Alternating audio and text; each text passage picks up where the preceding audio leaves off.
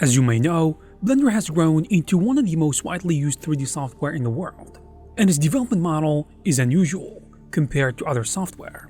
It isn't built by a big company with a locked roadmap. Instead, it is developed openly, with contributions coming from both the Blender Foundation and the large user community around the world. You see, this relationship has been very important for Blender's development.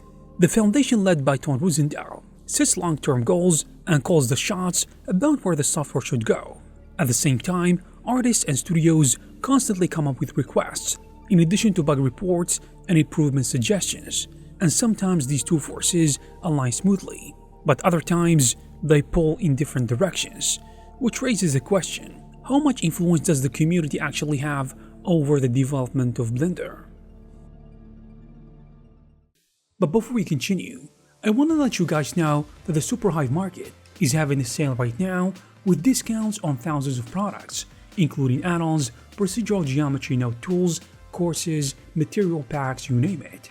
And if you don't know where to start, I have in the description of this video a list of some of the best add-ons and courses out there. Without further ado, let's jump right in. Blender's development is often called a benevolent dictatorship. Ton, who created Blender in 1990s, still has the last say when it comes to its direction. The Blender Foundation sets the goals, the big goals, and the Blender Institute helps fund and organize development. This doesn't mean it is closed off, far from it. Development meetings are public, notes are posted online, and a lot of conversations happen openly on DevTalk. The source code itself is there for anyone to study or even contribute to. Users can suggest features, report bugs, or write patches. Blender also has module teams focused on specific areas like modeling, rendering, or animation, and their updates are shared regularly. On top of that, there is the right-click selection platform. It is a dedicated space where users can post feature ideas, discuss them with others, and refine them into something actionable. Other artists can vote or add feedback, which helps highlight the proposal that feels most useful. Not everything there makes it to Blender, but it gives developers a clear idea of what the community is asking for, and helps them shape the long-term priorities. But the fact is, Blender has always had a clear mission, and that is, it is meant to be a complete 3D pipeline for artists and small studios. This vision doesn't suddenly shift just because a request becomes popular. So while the community has a voice, the development isn't based on polls, votes, or feature whitelists. This doesn't mean the community is ignored. Requests do matter, and they don't vanish into thin air, but timing plays a big role in how and when they happen. The best example is left-click versus right-click selection debate. For almost 20 years, Blender defaulted to right-click. For newcomers, this felt strange. Every other piece of software used left-click, so forums were full of questions about it. Tutorials had to explain it up front, and survey after survey asked for a change.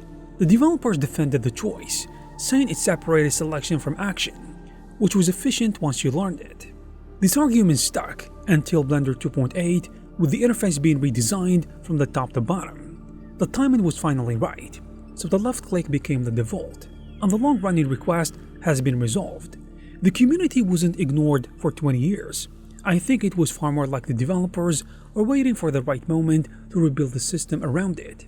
On the other hand, texture painting shows the other side of this. Users have been asking for improvements for ages. The requests are clear and well documented, but developers explain that it is a deep technical task. It needs specialists who can handle the rewrite, and those people aren't always available. So it stayed on the radar, but it hasn't jumped ahead of everything else. The same thing happened with asset management. People wanted it for years, but when it finally arrived, it came in steps instead of one giant release.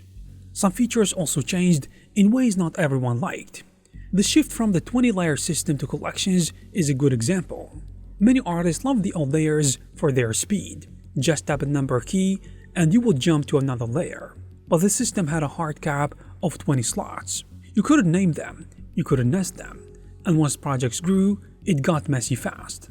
Collections fixed that by offering unlimited groups within names, hierarchy, and better control. It solved long-term problems, even if it meant users had to adjust their habits. The undo function is another story.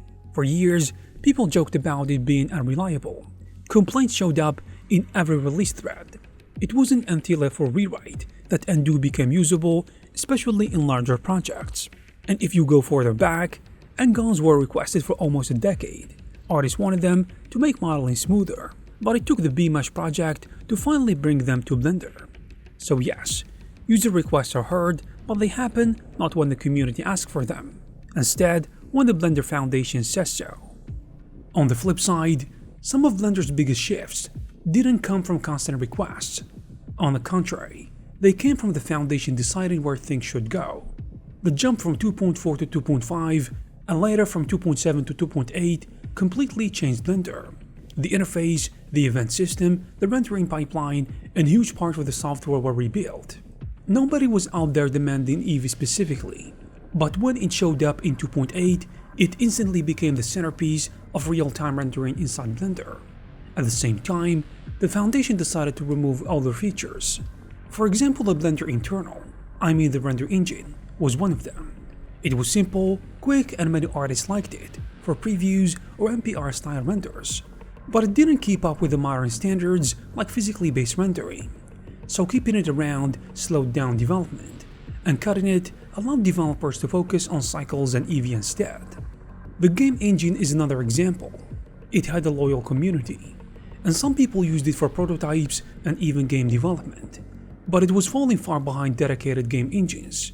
I think the logic was maintaining it cost developers time that could be better spent elsewhere, but removing it wasn't popular with everyone.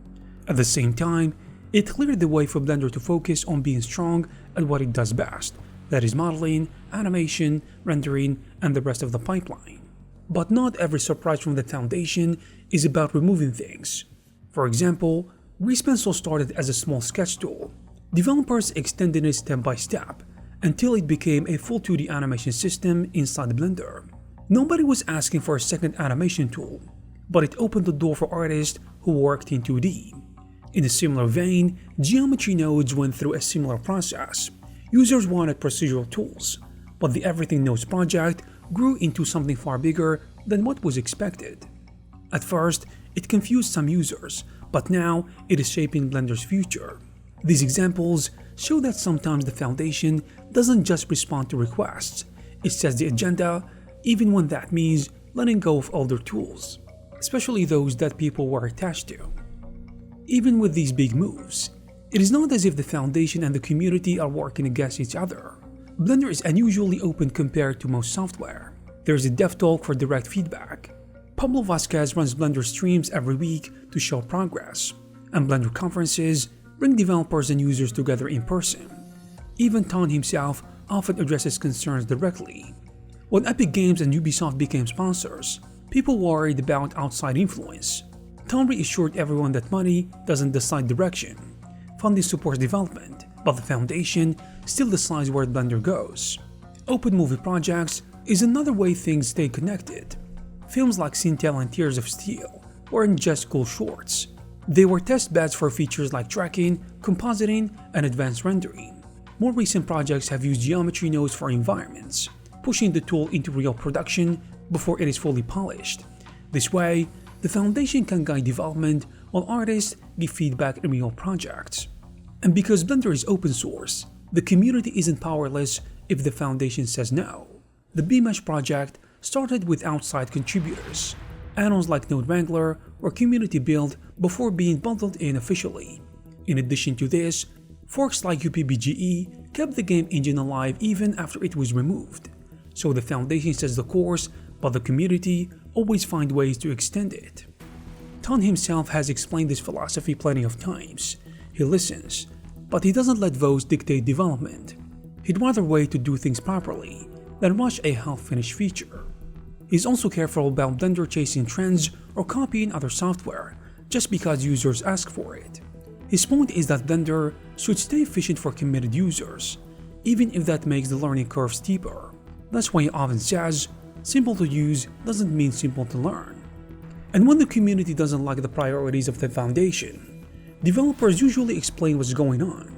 For instance, when Blender was updated for Apple's Metal, some thought it delayed texture paint, and a developer clarified that completely different people were handling it, so it wasn't blocking progress. and this transparency helps keep the trust between the Blender Foundation and the Blender community. And there you have it, guys. If you like this video, please give it a thumbs up. Also, please subscribe to the channel to receive more videos like this. Thank you very much for watching, and I will see you in the next one.